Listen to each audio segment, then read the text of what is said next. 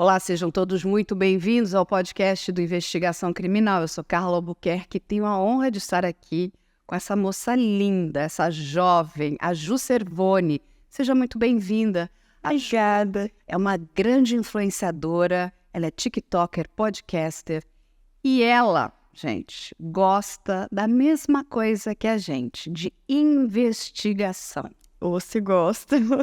Seja bem-vinda, Ju. Obrigada, é um prazer estar aqui. Obrigada pelo convite. É uma honra ter você aqui com a gente.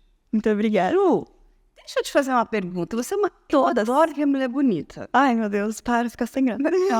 Adoro. Porque, assim, tem uma coisa, às vezes, no imaginário coletivo. Ai, não, que as pessoas que trabalham nessa área precisam ser feias, descuidadas, maltratadas.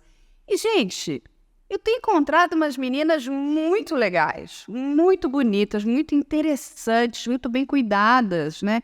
E, assim, me dá muito orgulho, porque não é porque a gente vai trabalhar a investigação e o crime que praticamente a gente tem que parecer uma cena de crime, né? Exatamente. Primeiramente, obrigada pelo elogio, né? Mas eu super concordo com o que você falou e eu também acho legal da gente mostrar que a gente pode ter essa feminilidade aflorada, passar uma maquiagem, usar uma roupa que a gente se sinta bonita, confiante, e mesmo assim falar de um assunto tão sério, né? Tratar de um tema tão delicado. E os dois não se batem, né? Não se chocam. A gente pode ter a feminilidade aflorada e mesmo assim sermos mulheres inteligentes, bonitas, arrumadas, vaidosas. Que bom. Estão vendo, meninas? Olha aí. É isso aí. Ju, me conta uma coisa. Como é que nasce essa paixão por esse mundo, né? O mundo da investigação? Vamos lá. Eu acho que isso em mim vem desde que eu era muito pequenininha, assim. Eu lembro que eu encontrei um livro na casa do meu pai, da minha madrasta, não devolvi até hoje, se ela estiver vendo isso, desculpa.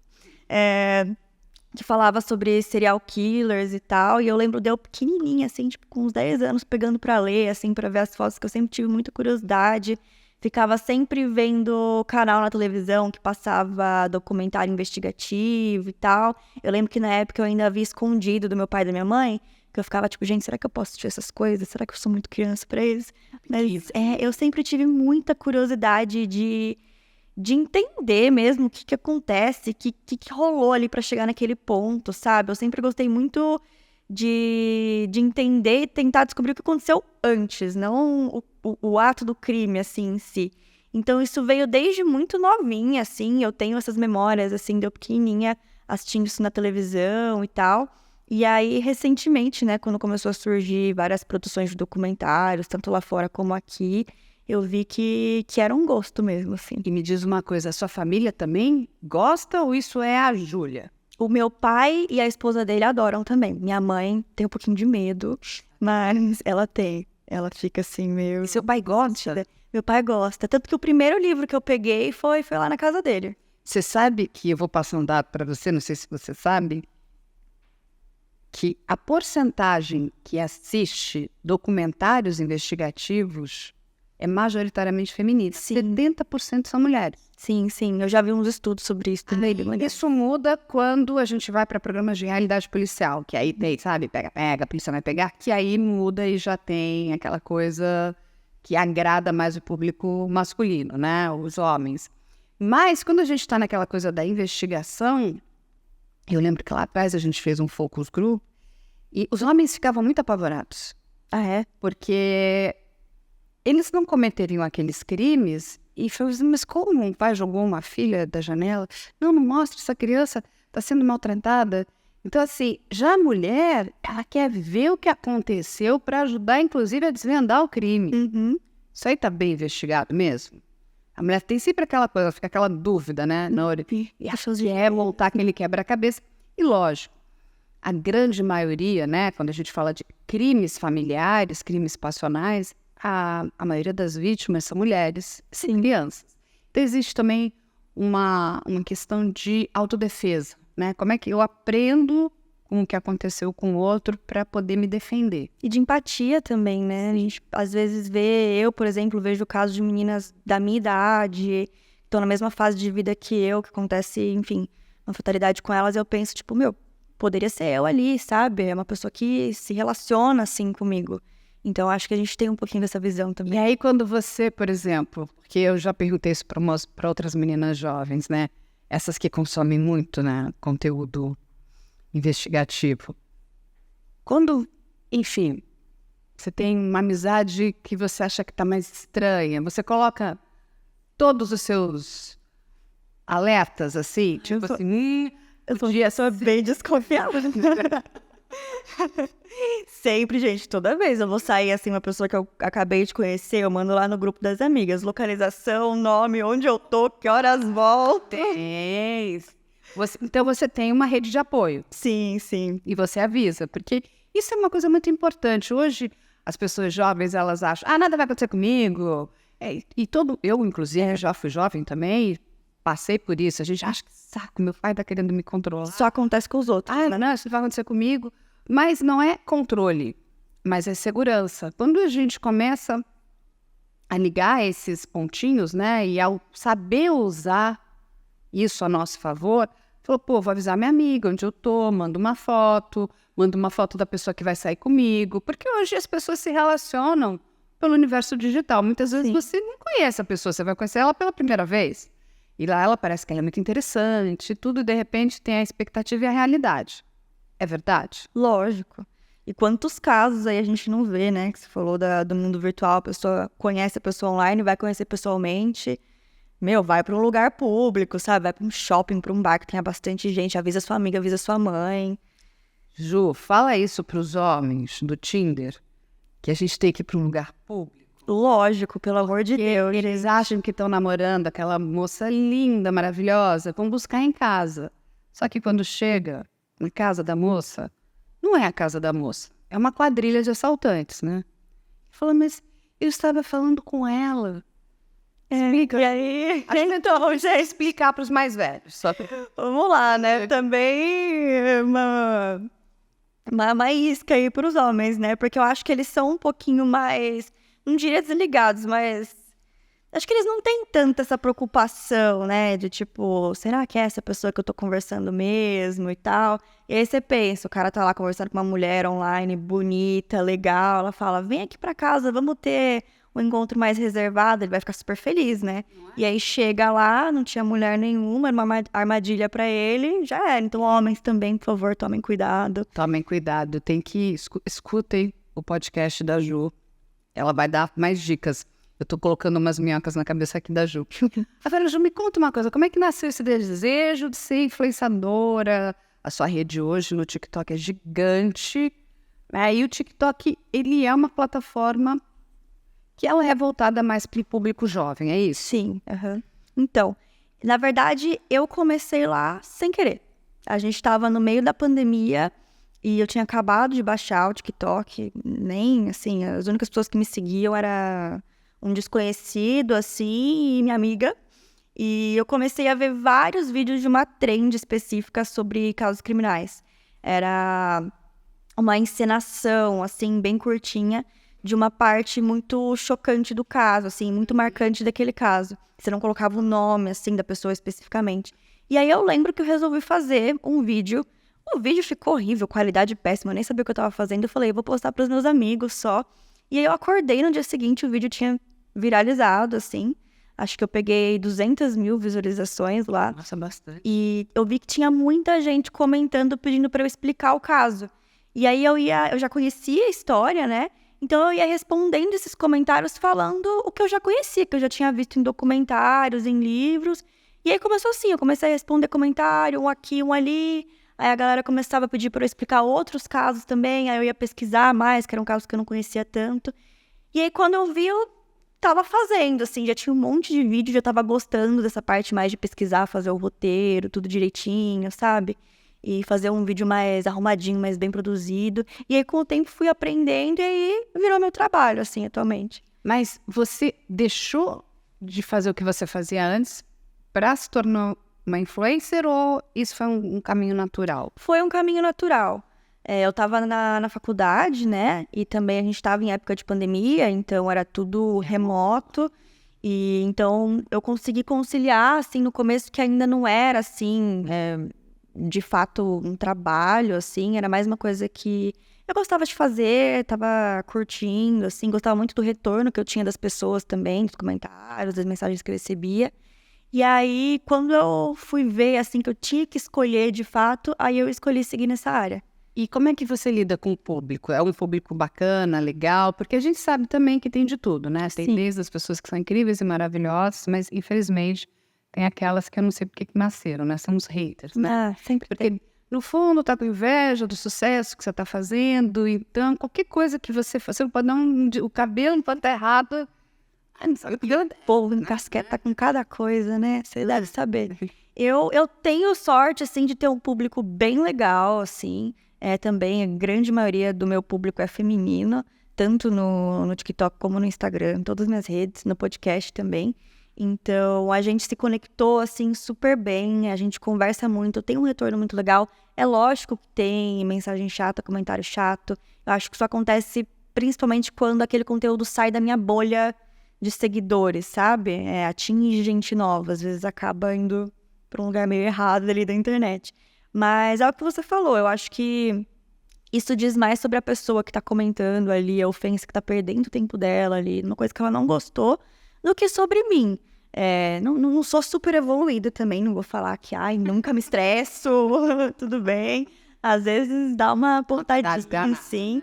Mas, no geral, eu acho que eu consigo lidar bem, assim. E você consegue atender teu público? Quando eu digo responder, interagir com eles, como é que você faz isso? Eu adoro, eu tento sempre interagir o máximo que eu posso, responder mensagem. Tem gente que me manda e-mail também, eu adoro isso, é pouco, mas a galera manda. Eu acho muito legal ter essa troca, assim, tanto dos vídeos mais sérios que eu faço sobre os casos, os conteúdos do podcast. Eu gosto muito de ver a visão das outras pessoas, assim, sobre o que aconteceu. E também coisas do dia a dia, assim, quando eu compartilho minha rotina, a galera quer conversar, eu acho super legal. E quando você começou a fazer tudo isso, Ju, você se inspirou em alguém ou foi algo que nasceu do zero? Tem muitas youtubers gringas que eu acompanho que fazem vídeo principalmente mais longo pro YouTube. Tem algumas que eu adoro, que elas fazem vídeos contando os casos enquanto elas fazem maquiagem. E aí você fica olhando, assim, uma coisa que te prende muito. Elas botam as imagens também. Eu acho super legal. Ai, adorei. Conta do crime e tá fazendo uma maquiagem. Sim. A gente podia criar um assim, cozinhando e falando de crimes. Ai, adoro. Olha, super legal também. E a gente aproveita e já fala, né, de uma, sei lá, do Dahmer, né? Ai, meio pesado. Mas me conta uma coisa.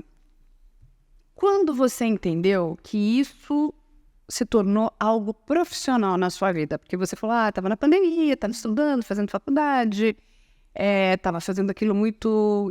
Inclusive, que eu entendo que muitas pessoas, durante a pandemia, a gente estava naquele momento de isolamento, então era uma maneira, inclusive, de sair, né, da bolha do isolamento.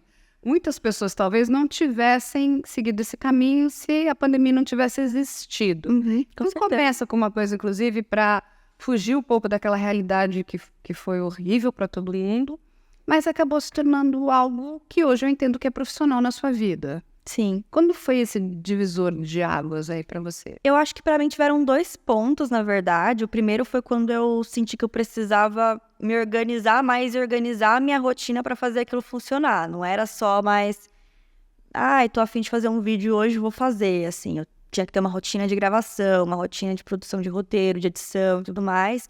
E também quando as primeiras marcas começaram a me procurar, né? Que aí eu pensei, tipo, opa, beleza, então acho que tá ficando sério o negócio aqui. E foi uma coisa que me deixou muito feliz também, porque as primeiras marcas que eu trabalhei eram marcas, não marcas, né?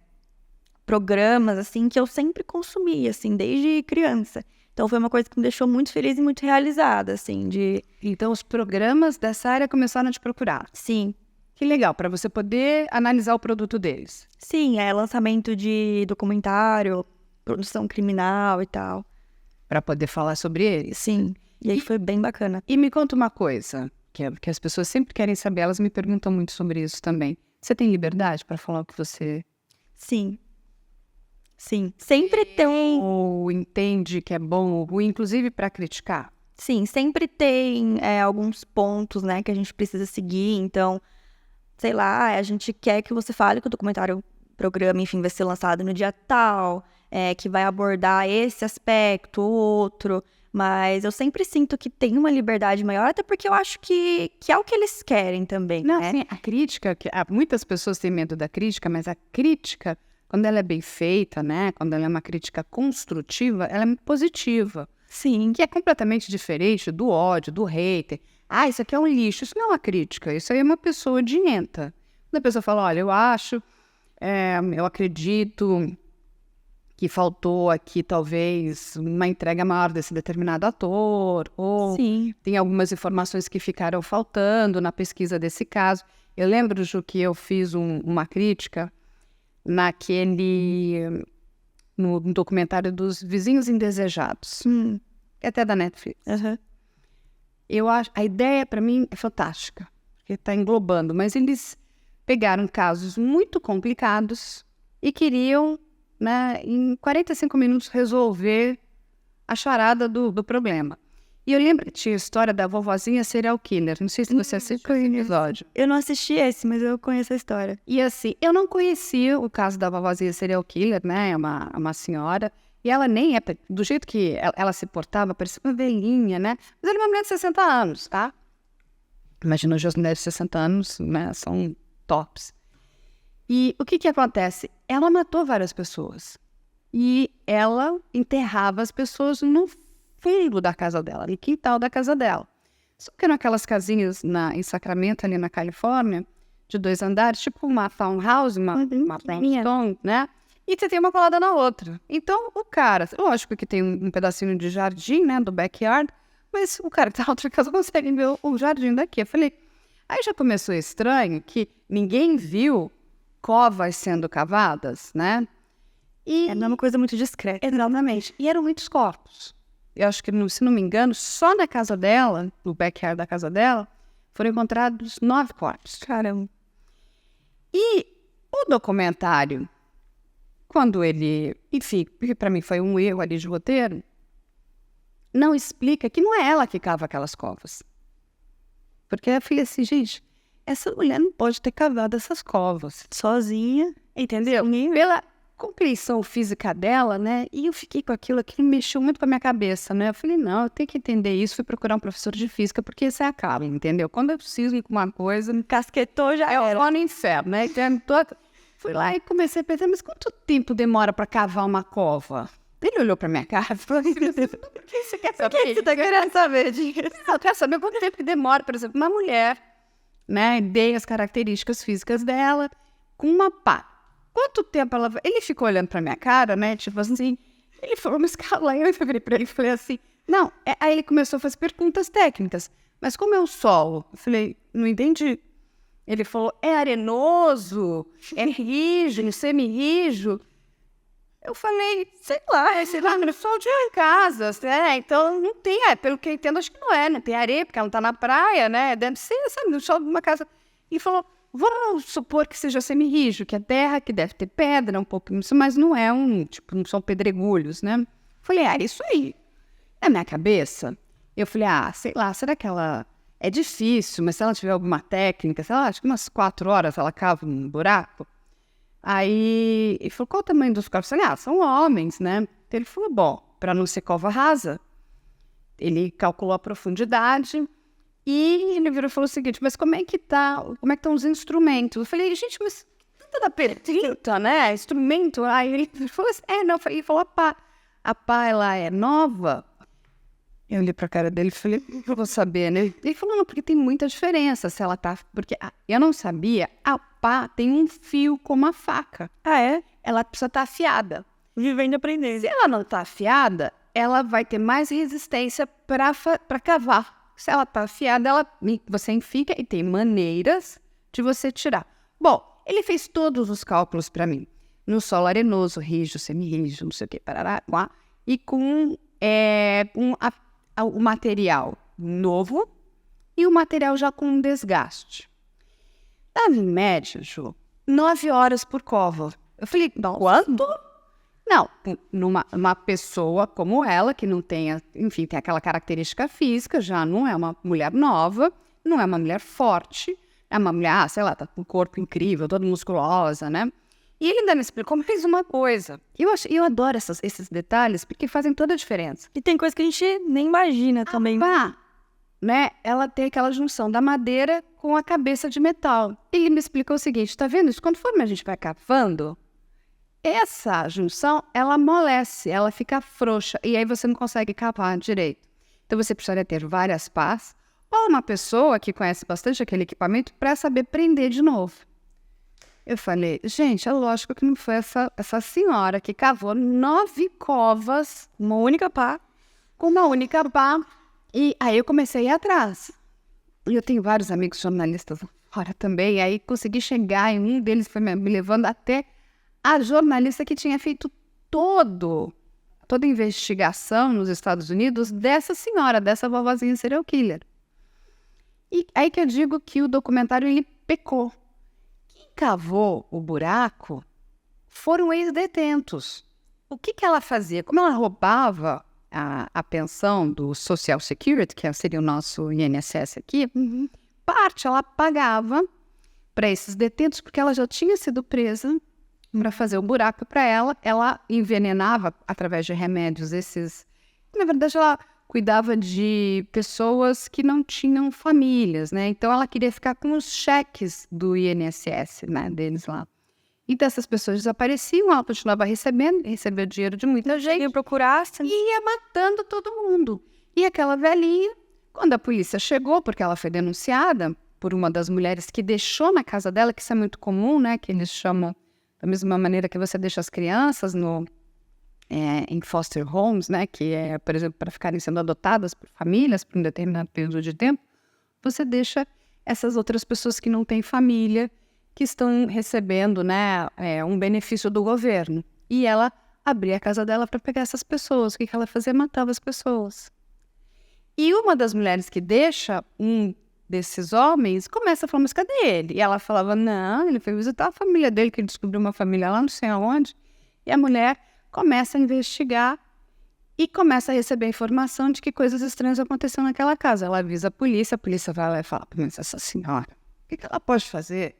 Não Nada, é uma suspeita da pessoa, né? Quando eles resolvem que vão cavar o quintal dela, que acham aquela quantidade absurda, e ela com aquela bolsinha dela, é muito engraçado as fotos que eu consegui depois, e ela ainda foge da polícia, ela consegue dar um olé na polícia, foge, você vai chegar na frente. Mas é isso que eu digo, da gente ter essa liberdade. O documento, aí trazer a história da vovozinha serial killer é fantástica.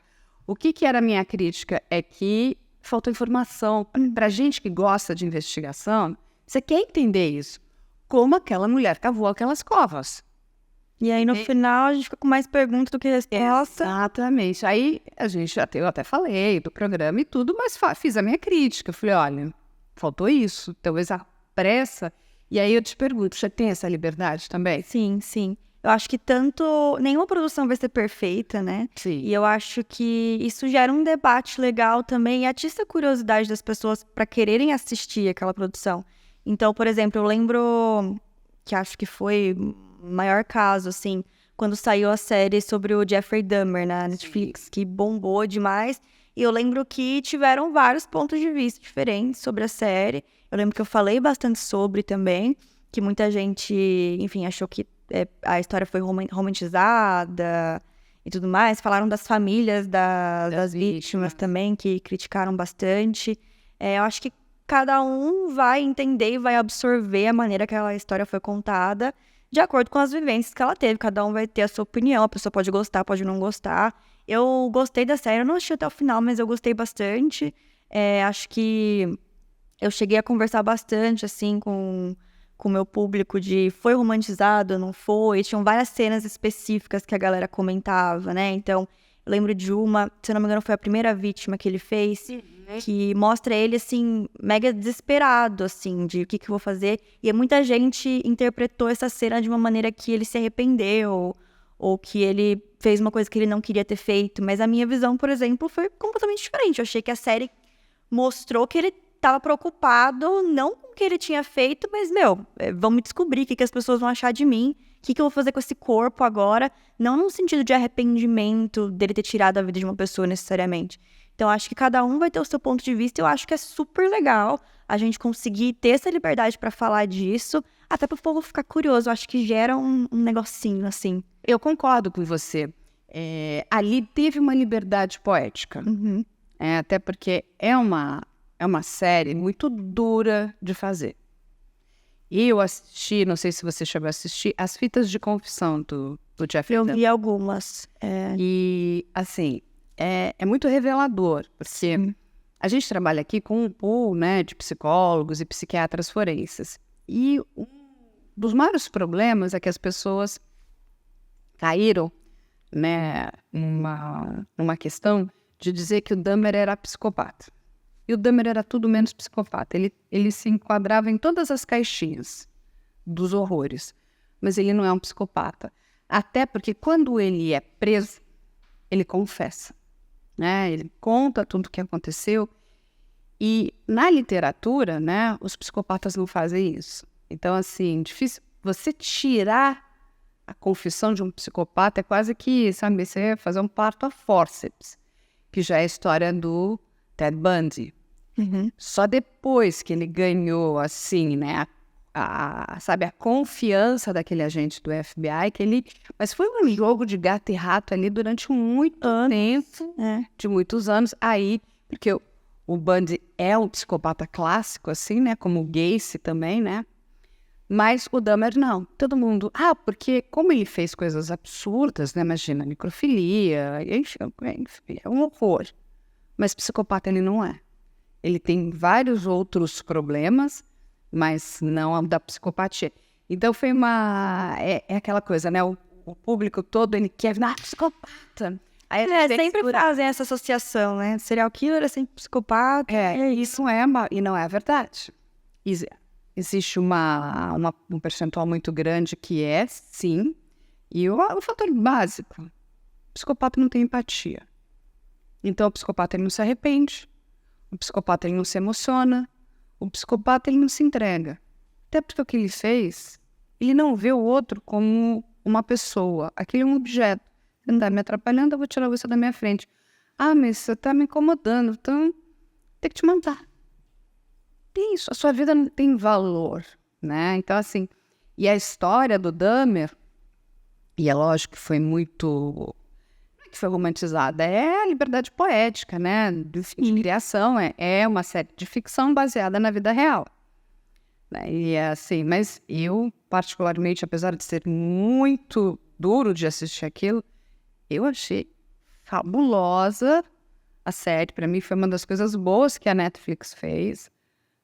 Enfim, um elenco primoroso, eu amo todos aqueles atores, então foi muito bom de ter assistido aquilo, foi muito bem feito, e agora eu entendo também o lado das vítimas, da família das vítimas, que assim, é complicado, né, porque quando você pensa num streaming, por exemplo, diferente de você, o Dream que estou sentada aqui agora, que nós estamos fazendo um trabalho de informação. A Netflix fez aquilo porque ela queria oferir lucro, em questão financeira, né? E eu concordo 100% que você não tem que, né, ter troca financeira com criminoso. Isso é um absurdo. Se eu estou pagando, logo você vai fazer aquilo que eu quero que você faça. Existe um contrato.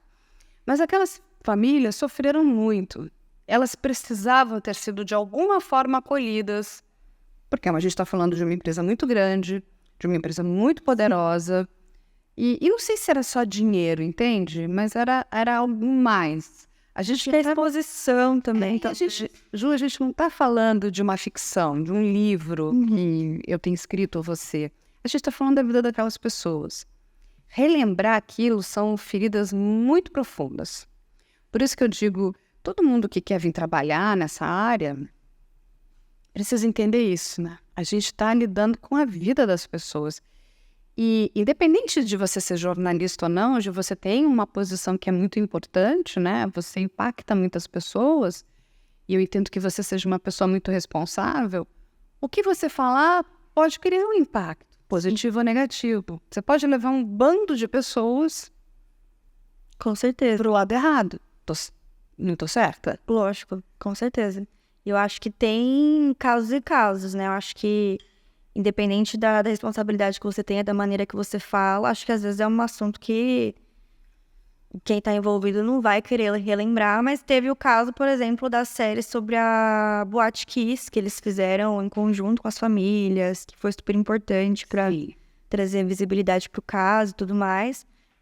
Mas, como eu disse, tem casos e casos, tem pessoas e pessoas. Eu evito bastante trazer casos nacionais, principalmente casos mais recentes, assim. São mais complicados. Sim, eu acho que eu posso falar da melhor maneira possível, com a melhor das intenções. Eu não sei onde aquele conteúdo vai chegar, não sei quem vai assistir, como que essa pessoa vai receber essa informação. Então, eu prefiro... Mas você pesquisa, estuda. Sim, sim. Ah, parabéns pra Ju. Você vai lá se informar. Também você gosta daquela Várias fontes. Eu gosto. Pra mim, procurar, é a melhor parte, assim. não é? Até pra não, assim, porque se a gente comete um erro, é imperdoável, né? Sim. E eu vou aproveitar que a gente está falando, né, de uma influencer importante, que é a Ju, desse caso da Choquei. Foi uma das coisas, assim, que Tá difícil ver coisas sobre, hein? Mas vamos lá. foi muito triste. Demais. Tudo o que aconteceu e como aconteceu. E muita irresponsabilidade, assim, envolvida. Porque ali, né, Ju, não é informação, aquilo é fofoca. E a fofoca, uma fofoca maldosa, maldita, que acabou tirando a vida de uma moça. Completamente vulnerável. Envolveu uma pessoa que não era uma pessoa exposta, assim. Foi uma pessoa completamente anônima, que não escolheu essa exposição. Também não tô querendo dizer que quem escolhe essa vida, né, tem que, sim, passar por esse tipo de exposição, de fofoca. Mas foi uma pessoa que não escolheu aquela vida, assim. Se eu não me engano, ela nem tinha redes sociais, né? E eu achei que foi muita responsabilidade mencionar o nome dela. Porque você é uma influencer importante. Eles foram conversar com você? Eu recebi algumas mensagens, sim. Principalmente gente compartilhando outras publicações, assim, de matérias falando a respeito. Cheguei a responder algumas, a gente conversou. E eu sinto que na minha bolinha, assim, de seguidores, a galera tem uma opinião parecida, assim, com a minha, com a nossa, né? De que foi realmente uma baita responsabilidade, assim. Então, eu não cheguei a receber nenhuma mensagem, assim, sei lá, que tirasse a culpa das plataformas. E não é só isso, a gente está falando aqui de influenciadores, né? Então, eu vou aproveitar a Ju, que tem um número bastante elevado de pessoas, né, que acompanham ela. Acho que mais do que seguidores, acho que a gente tem que falar para as pessoas que te acompanham. Sim, público fiel mesmo. Porque seguidor parece coisa de seita, né? Né? Seguidores, sigam, me sigam. As pessoas me acompanham, né? Sim. E eu lembro que quando eu fui muito impactada por esse caso também, muitas pessoas vieram atrás de mim, queriam saber o que a gente ia, enfim, porque tá todo mundo passando pano e tal. Eu tava de férias, eu falei, não, gente, pelo amor de Deus, eu preciso tirar férias. O ano de 2023 foi muito complicado, a gente ainda termina com aqueles milhares de casos do Discord, continua em 2024. E eu falei, eu prometo que assim que eu voltar, a primeira coisa eu vou pegar nessa história da Choquei. E o que acontece? Quando você olha o perfil da Choquei, né? E não é só o dele, me deparei lá com uma história de que ele tinha 24 milhões de seguidores no Instagram. Falei, tem alguma coisa errada aí. É muita gente. É muita gente, não é, Ju? Aí, só para passar aqui para as pessoas, a Ju deve conhecer também, existe uma empresa americana que se chama TMZ, que é a maior empresa que cobre o universo de celebridades. Aí cobre tudo, crime, fofoca, se vai casar, não vai casar, vai ter filho, não sei o quê, assinou contrato para fazer a série A, B e C, tudo assim. Quem anunciou a morte do Michael Jackson foi a TMZ. Eles têm tudo em primeira mão. É uma equipe gigante, eu conheço alguns jornalistas que trabalham lá, e eles têm 5 milhões. Eu falei, bom, a Carla é uma pessoa, né, inteligente. Como é que o Choquei tem 24 milhões e o TMZ tem 5? Aí eu falei, bom, tem alguma coisa errada aqui.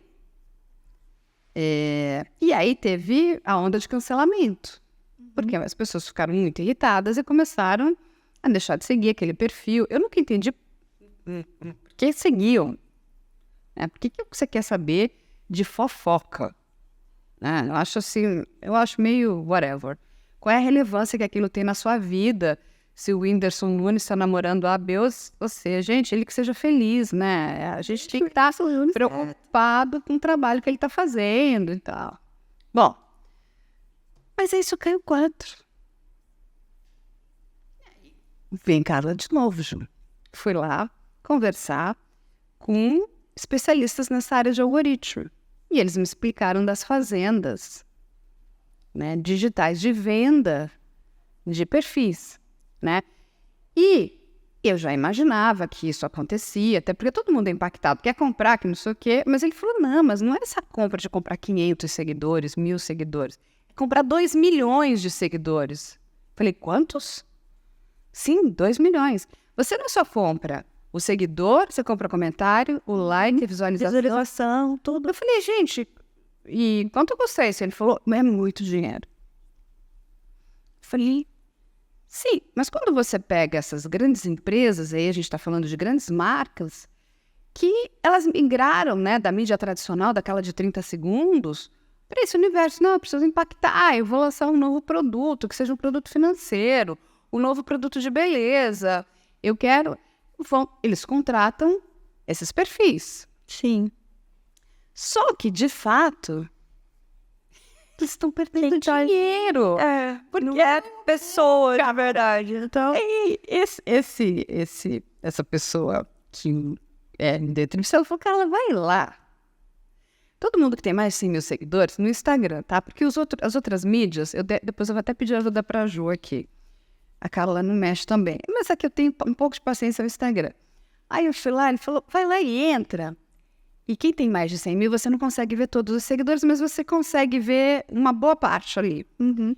E começa a pesquisar e ver quando a conta foi aberta. Ju, janeiro de 2024. Eu falei, não, né, gente? Ou então você vê uns nomes, assim, árabes, muito estranhos. Eu falei assim, cara, esses departamentos de marketing não checam isso? Porque é muito dinheiro. Uma das empresas com as quais eu falei, né, que tinha contrato com a agência que cuidava de todos esses perfis, era um contrato de 80 milhões. É muita grana, né? E aí, o que acontece? Parte desse dinheiro vai lá, pelo que eu entendi, estou apurando, estou investigando, porque agora, né, falei, agora eu quero saber mais informação disso, né? Vai para pagar essas fazendas, que ficam, pelo que eu entendi, essas fazendas digitais ficam na China. Mas tem algumas na Rússia também. E você paga.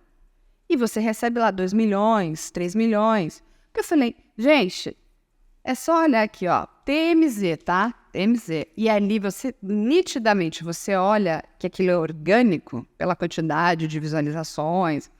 E assim, aí o próprio cara, porque eu encasquetei com a história do próprio perfil da Choquei, são 50 posts por dia. Eu não consigo fazer um. Porque se eu for ficar fazendo post, eu não consigo investigar, trabalhar, fazer as coisas. E todo mundo fala, falei, gente, uma hora a pessoa faz uma coisa, dá um beijo, oi, como é que vai, né? Tipo, quase tudo por fazer aquele post tomando banho. E é de tempo real, assim. Aí eu falei, cara, 50 posts. Aí ele tem o dele, pessoal, que ele tá lá de sunga na praia, sei lá, numa piscina. Tipo, eu falei assim, isso aqui... E aí você olha, um replicando a notícia do outro, que a plataforma, né, o algoritmo da plataforma enlouquece, porque ele entende o seguinte, isso aqui é relevante. Eu falei, todo mundo postando só. Mas eu nem sigo essa coisa aqui, por que essa coisa está aparecendo para mim? Lógico, a gente não paga nada, você é o produto, correto? Exato. E eu quero ser impactada pelas coisas que a Ju fala, que é séria. Eu não quero ser impactada pela Choquei, né? Você entende? Então, assim, a gente está vivendo um momento, minha querida jovem, que a gente precisa valorizar vocês que estão fazendo um bom trabalho. E não essas pessoas, porque quando uma moça morre, do jeito que essa moça morreu, a dor daquela mãe, chorando, e o próprio Whindersson, apesar de ter todo o dinheiro, esse dinheiro vem do trabalho dele, né? Ele é uma pessoa também que sofre muito, né? Ele tem problemas psicológicos sérios, ele já contou que tem depressão e tudo. E imagina a culpa que ele carrega da situação também, né? Aí eu pergunto, será que é só dinheiro, João? Silêncio nosso aqui. Mas aqui realmente foi um caso bem, bem delicado, assim. Mas espero que a partir daí as coisas mudem um pouco, né? Acho que até, principalmente, a mudança tem que vir de quem consome o tipo de conteúdo também e filtrar melhor as informações que está recebendo. É verdade. A gente precisa, né, acompanhar, ler, apoiar pessoas sérias. Porque eu sempre digo, vocês são jovens, vão ter uma carreira linda, não tem a menor dúvida, né? Vão brilhar bastante. E o tempo vai amadurecendo a gente, vai nos deixando melhor, né? Mas não ir para esse lado, sabe? É um lado muito maldito. Muito sensacionalista. Sabe? Porque agora essa história com essa moça, Yasmin Brunet, essa moça é linda, gente. É linda. O que um outro se acha no direito de dizer que ela tá velha? Que ela tá feia? Ai, por favor, né? Se isso é ser feia, eu não gostaria de ser também. Ela é linda, aquela moça é linda. E eu fiquei muito feliz essa semana, né, com essa nova lei que criminaliza o bullying e o cyberbullying, porque isso precisa acabar. E a galera acha que a internet é tudo liberado. De ninguém. Então, essas pessoas que gostam de fazer comentários maldosos agora, porque você já tinha a lei do stalking, agora que vai se misturar com essa lei do bullying, do cyberbullying. Assim, de novo, uma crítica, Ju, né, e você me corrija aqui, positiva, ela é bem-vinda. Concordo. A gente pensa, poxa, realmente acho que eu poderia ter melhorado nisso. E, assim, até conversar com a pessoa. Eu agradeço as críticas que chegam para mim. Muitas vezes eu agradeço. Falei, olha, obrigada, né? Para a pessoa perder um tempo lá, sim, colocando a opinião dela. Comentou de maneira gentil, assim, expôs ali o que ela pensa. Tá ótimo. Acho que é super válido. Agora, me conta uma coisa. Quais são as novidades para 2024? O que está nessa sua cabeça, nesse universo? 2024, para mim, eu quero que seja o ano do meu podcast. Ele é recente ainda, né? Eu comecei no final do segundo semestre de 2023. E eu acho que eu comecei meio que tentando entender, porque era um formato para mim completamente novo, né? Um formato mais longo, sem vídeo, porque eu gosto muito de ser expressiva, colocar imagem e tal. Então eu tive que aprender a me comunicar, assim, com a voz. Para mim foi algo bem diferente. E eu quero muito investir no podcast, quero trazer convidados também no futuro. Legal. É um plano aí para esse ano. E espero muito que as pessoas gostem também, porque eu tô adorando fazer e tô achando super legal. E você tem uma equipe que faz com você? Como que funciona? Sou eu e eu. Você faz tudo? Aham. Você roteiriza, você Sim. edita. Olha, nossa. Hoje sai episódio novo, quarta-feira. Ah, é? É. E aí, mas me conta uma coisa, e só tem áudio, não tem vídeo no teu podcast? Sim, por enquanto. Tá. Eu quero fazer porque agora também. o Spotify já dá essa Sim, possibilidade de você colocar vídeos. E o que você consome em podcast? Conta pra gente. Eu adoro podcast de casos criminais também. Escuto vários. E eu gosto muito de pessoas que sentam para conversar, assim, sobre temas aleatórios. Não necessariamente a vida da pessoa e tal. Gosto muito também. Mas tem um podcast que eu acompanho. Era de uma youtuber que ela fazia vídeos sobre unha, esmalte. E aí, do nada, ela criou esse podcast e ela senta com o namorado dela para falar de coisas aleatórias. Eles ficam, por exemplo, lendo comentários de alguma pessoa que se envolveu em alguma situação, sei lá, familiar, para tentar descobrir, eu fui errada nessa história ou não. Eu adoro isso. E eles ficam debatendo. Tipo um caso de família. Tipo um caso de família, assim. Eu adoro. Interessante. Então, eles trazem as histórias familiares. As histórias familiares também, elas têm um apelo muito grande, né? Sim, As pessoas querem saber o que acontece, né, na casa das pessoas ali. É a fofoca saudável, né? Sem ser maldito, Sim, né? Enfim, só aquilo que a pessoa também publicou. Expôs ali. Exatamente, você não vai entrar na casa de ninguém para roubar fofoca, né? Olha que legal, isso é interessante. E o que você está assistindo? nos streamings. Você assiste Vamos streaming? lá. Assisto demais. A mais recente que eu vi que eu gostei pra caramba foi a nova série da Netflix sobre aquela traficante, Griselda. Não estreou ainda. Estreia dia 25 de janeiro. Eu adorei. Meu Deus do céu, eu adorei ver a Sofia Vergara, que eu conheço ela de Modern Family, né? Super engraçadona, tava num papel mais sério. Adorei saber a história, maravilhosa. Adorei saber a história da Griselda também. É bem parecido com Narcos. Olha, Aí, da Vergara. Pra quem gosta de investigação, assim, muito bom. Essa foi a última série que eu vi, eu terminei ontem, inclusive. É bem curtinha, acho que tem 6 capítulos. E tô muito ansiosa por algumas também. Eu sei que esse ano sai, que a gente tava falando de Dahmer, vai sair a 2ª temporada, né? Daquele caso dos irmãos Menendez. maravilhoso. A história. Mataram os pais, tudo mais. Existe já uma que é muito boa, que é o Law and Crime, Irmãos Menendez. Essa eu não assisti. Que é do mesmo criador, o Dick Wolf, do Law and Order. Sabe? Sei, adoro. Super antiga. Então, quem faz a advogada é Ed Falco, que é a esposa do Soprano. Que ela também fez esqueci agora o nome da... Ela é uma enfermeira que se droga e tal, é muito boa. E ela vai fazer advogada, porque é uma história muito impactante. É uma história muito triste. Sim, porque, não sei bem se você pesado conhece, também, conheço. daqueles filhos que passaram por abusos horrorosos, né? Daqueles pais. E acabam, né, enfim, matando os pais. As pessoas conhecem, então a gente não está dando spoiler nenhum. Mas o grande problema é que a defesa foi cerceada. Foi demais. E eles foram, pra época, piada, né? Porque falaram que eles eram, frouxos, que o que acontece dentro de casa fica dentro de casa. Então foi bem pesado mesmo. Imagina, aquilo que aconteceu com aqueles rapazes foi horrível, assim. E quando a gente pensa em todos esses casos que você já estudou, ou você já fez, qual foi aquele que mais te impactou?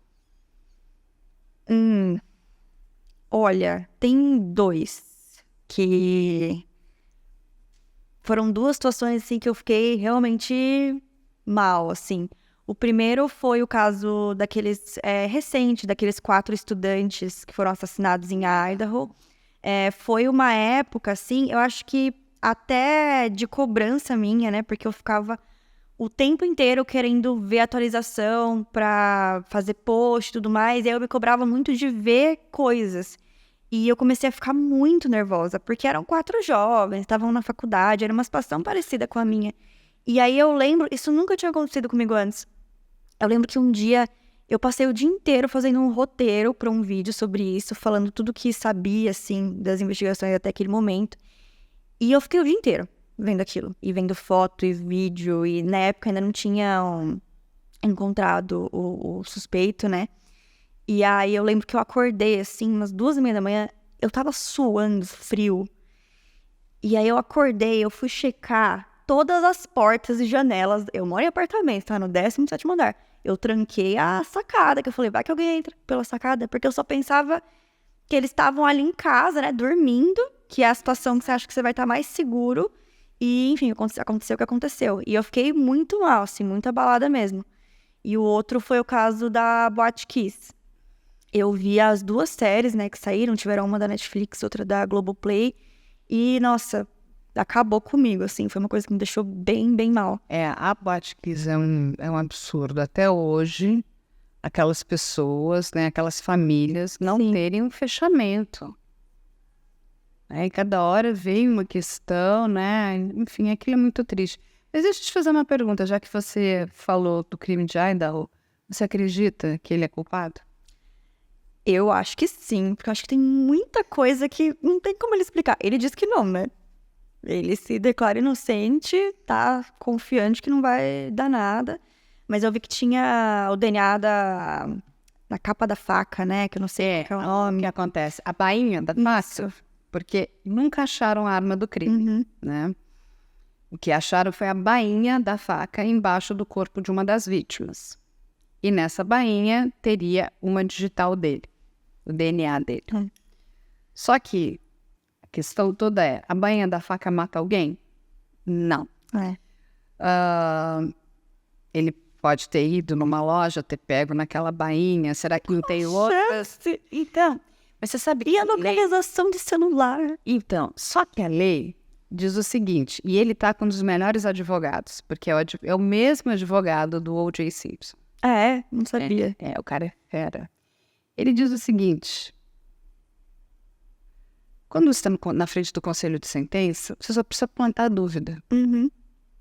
E como há o que eu acho que foi um erro, uma precipitação da promotoria, porque eles já pediram a pena capital, que é a pena de morte, naquele estado você tem a previsão da pena de morte, e quando você pensa no conselho de sentença, são pessoas comuns, exatamente como é aqui no Brasil, que vão decidir se aquela pessoa, né, merece aquela pena que está sendo pedida pela promotoria ou não. E a gente está falando da pena de morte. E quando você fala da pena de morte, é o seguinte, opa, Divide opiniões. eu não posso errar, Sim. porque você vai ficar sempre com aquela dúvida, será que eu mandei, né, para a morte uma pessoa que era inocente? Eu acho que até estudando muitos casos, eu acho que a promotoria deveria ter ido para a prisão perpétua. Porque por pior que seja, o erro é o seguinte, a gente está colocando uma pessoa inocente, né, para morrer ou não. Então, tanto que eles pediram adiamento, eu estou acompanhando bastante esse caso também, porque eles não conseguem achar nenhuma prova concreta. Todas as provas são circunstanciais. O que quer dizer isso? Pode ser ou não. E isso privilegia a defesa. Isso prejudica a acusação, porque a acusação precisa de provas concretas. Não, está aqui, ó, temos a imagem dele. Porque uma das vítimas que sobrevive também faz uma descrição muito... Tipo, uma pessoa com sobrancelhas espessas e uma bandana no rosto. Daí, tem milhares de pessoas que têm sobrancelhas espessas. Eles estão fazendo a busca em todos os sites onde ele pesquisou, se ele entrou em loja, tipo, sabe, Target, Amazon, para fazer compra. Quando que essa faca foi comprada? Se existe alguma compra no nome dele? Se tem... Gente, estão revirando a vida desse homem para ter uma prova concreta. E, enquanto isso, o julgamento está sendo adiado. Mas tudo indica que será um dos julgamentos mais importantes e aguardados. Por quê? Além de tudo, ele é um estudante de criminologia. Por que é que ele cometeria esse crime? Uma pessoa normal, uma pessoa, vamos dizer... Por quê? Por que ele faria isso? Por que ele mataria aquelas jovens, pessoas que ele não tinha nem ligação? Entende? Não é assim, é que nem assim, não, ele tinha ligação, ele conhecia aquela moça. Então, todo o trabalho, sei lá, da polícia, do FBI, eu falei, eu quero muito ver, porque vai ser um julgamento muito acirrado. Sim. A promotoria disse que não arreda o pé da pena capital, vai continuar com a pena capital na mesa, não sei se eles vão continuar com isso até o final, mesmo não tendo essas provas que sejam definitivas, concretas, porque todas as provas são circunstanciais. Mas eu também estou aguardando esse caso. Eu tô também. Vai ser transmitido, né? Não pelos jornalistas, né? Mas eu vi que as próprias câmeras do tribunal... Sim, lá nos Estados Unidos tem uma coisa que é muito... Eu acho que deveria acontecer aqui também, né? Tudo isso é pago com dinheiro público, né? E são casos de interesse nacional, interesse internacional, né? Então, nem todo mundo... Você não tem espaço para colocar todas as pessoas ali dentro. Então, tem um número de pessoas que está registrada, que vai poder assistir presencialmente, mas as outras pessoas também querem assistir, querem entender o que está acontecendo. Sim. Porque, de novo, é o que você falou. Olha, você aqui, na sua casa, morando no 17º andar, trancando todas você, pode ter alguém. A gente é impactado. São vidas muito jovens, né? São pessoas... Por que essas pessoas morreram dessa forma? Então, assim, você não tem nem a motivação do crime. O que né? Acho que ele passou por uma análise, né, de psicologia, né, forense, psiquiatria forense, e não tem nada que demonstre que ele seja um psicopata, um serial killer ou uma pessoa com algum distúrbio. assim, sabe quando é complicado? É um caso muito complicado. É muito bom para os advogados, né? Uma equipe ali de primeiríssima linha que vai entrar ali. E eu tô bem também interessada e feliz de saber que a gente vai poder estar assistindo, como foi o caso do Johnny Depp e da Amber Heard. E dá para ter acesso às informações ali na íntegra também. Sim, e você imagina que as redes sociais vão explodir. Com certeza. Todo mundo falando, porque hoje nós temos ali, né, muitos especialistas que estão nas redes sociais, vão falar o tempo todo. Lembram do caso da Amber Heard, do Johnny Depp? Eu acompanhei bastante. Foi importante a rede social. A rede social é um grande termômetro. Quando ela é bem feita, né, quando ela é trabalhada por pessoas sérias, a gente mostra o que está acontecendo, né? E a Amber Heard acabou sendo desmascarada, né? Ela é um desserviço para nós mulheres. Porque fazer o que ela fez para ganhar fama também, pessoa bem desequilibrada, né? Vai saber o que se passa ali. Não é? Na vida privada deles. Então, e nos outros streamings, você tá assistindo alguma coisa? Eu comecei a nova temporada de True Detective com a Jodie Foster. Com a HBO. Não terminei ainda, mas muito boa. Eu fui na coletiva de imprensa com ela, foi maravilhoso. Eu amo essa mulher. É muito bom também ver ela num papel, porque ela interpretou a Clarice, né, que é icônica. Sim. E agora ela tá fazendo uma outra detetive também, então é legal, eu fico comparando, sim. Com a Clarice do Silêncio dos Inocentes. É. E na Apple, tá vendo alguma coisa? Não. Eu cheguei, a última que eu vi da Apple TV foi aquela do Tom Holland, que ele... eu não lembro o nome da série. Ela concorreu ao Emmy agora. Sim. E é Blackbird. Também. Não é? É a Não, Blackbird, não é? eu não lembro o nome, mas é recente, sobre um caso que ele achou que ele tinha... Tipo, que ele achou que ele tinha algum distúrbio que não foi ele que matou a pessoa. Misturando as séries. Do Blackbird era... Estranhos, alguma coisa.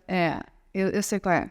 Também, agora esqueci o nome da série. A Blackbird é um criminoso que ele sai de uma penitenciária que não é de segurança máxima, vai para uma penitenciária de segurança máxima para ajudar a desvendar um grande crime, um serial killer. Legal.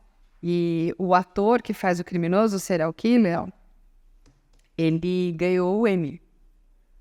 Agora? Agora, Essa é inspirada num caso real, mas uma que é ficção que eu gostei bastante também, que também foi a última que eu vi, no Star Plus, se não me engano, O Paciente, que é um psiquiatra que ele tá atendendo um homem e tal, a princípio de boa. Ele começa a perceber que tem umas coisas estranhas, e aí esse paciente sequestra o terapeuta, ele fala que ele é um serial killer, e que ele quer que ele cure ele, assim, pra ele não sentir mais vontade de matar. Aí ele fala, você fica aí no porão até fazendo sessão comigo, é muito interessante. E o final dessa série... eu vou ver, já gostei. E livro, tá vendo? Tá lendo algum? Eu tava lendo do pai do Jeffrey Dahmer. Como que é o nome? Meu Filho Dahmer. Que ele conta da vida do filho, tal, como foi descobrir. Eu achei mega interessante. Eu terminei agora, em dezembro, foi um dos melhores livros que eu li, assim. Olha, bom, esse não li. Eu tô lendo A Cabana, que também é a história de um serial killer. Eu já ouvi falar muito bem. É bom, vale a pena. Ju, eu adorei conversar com você. Eu adorei também. Quero que você faça muito sucesso. Vamos estar aqui todos torcendo pro seu sucesso. Mas antes da gente terminar, a gente tem aqui uma brincadeira. Que legal. Temos aqui 5 perguntas, são todas filosóficas. Ai, meu Deus. Todo mundo passa aqui. Eu vou pedir para você escolher uma e responder. Tá. Eu nem sei o que tem embaixo de nenhuma delas. Não vou nessa. Pode pegar? Pô, lógico, é sua. Histórias de investigação criminal satisfazem uma necessidade humana de resolver mistérios e buscar a verdade. Eu acho que sim. Eu acho que o ser humano é um bicho curioso e é uma coisa que tá muito... Espero, né? Que esteja muito distante da realidade de todos nós. Então, você vê que aconteceu um crime tão chocante, uma história, acho que é normal, assim, a gente... tentar entender o que aconteceu ali, porque a gente sempre tenta buscar um porquê, né? Por que aquela pessoa fez isso? O que levou ela a chegar esse ponto. E é uma coisa muito instigante.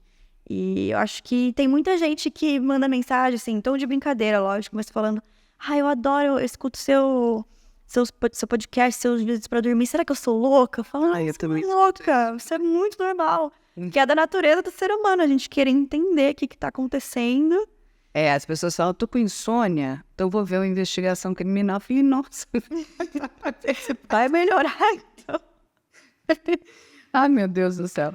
Ju, conta todos os canais pra gente, os seus. Vamos lá. Júlia Cervoni, em tudo. No Instagram, TikTok, YouTube e Podcrimes, interrogação, no Spotify. Tem outras, Kawaii, essas coisas? Não, só essas. Só essas. Se me vem em algum outro lugar, não sou eu, não. Não, a gente tem que denunciar. Tá? E é tudo Juliana Cervoni. Júlia Cervoni. Tudo junto, sem ponto, sem nada. É que é Ju, né? Júlia Cervoni. Isso. Tá ótimo. Ju, muitas vezes eu quero ver você aqui. Pode chamar também, adorei. Fazer um convite aqui pra Ju. Vamos trazer um caso internacional pra você vir aqui. Bora, vamos. Legal. Vou adorar. Deixar com a gente. Vou adorar. Tá aqui no Investigação Criminal. Pega um desses que você gosta muito. Eu posso escolher? Pode. Legal. Escolhe daquele final. Gosto desse. Adoro que Fechou. Teremos, então. Minha linda, parabéns pelo seu trabalho. Obrigada. Continue aí nesse caminho. Igualmente. Né, pela verdade, que eu acho que é isso que é a coisa mais importante, para que esse número de pessoas que te acompanham cresçam ainda mais. Vamos estar aqui torcendo muito pelo teu sucesso e o que você precisar da gente pode contar conosco, sempre. Digo mesmo. Conta comigo. Gente, muito obrigada. E aí, esperamos vocês na próxima semana com mais um podcast do Investigação Criminal. Um beijo.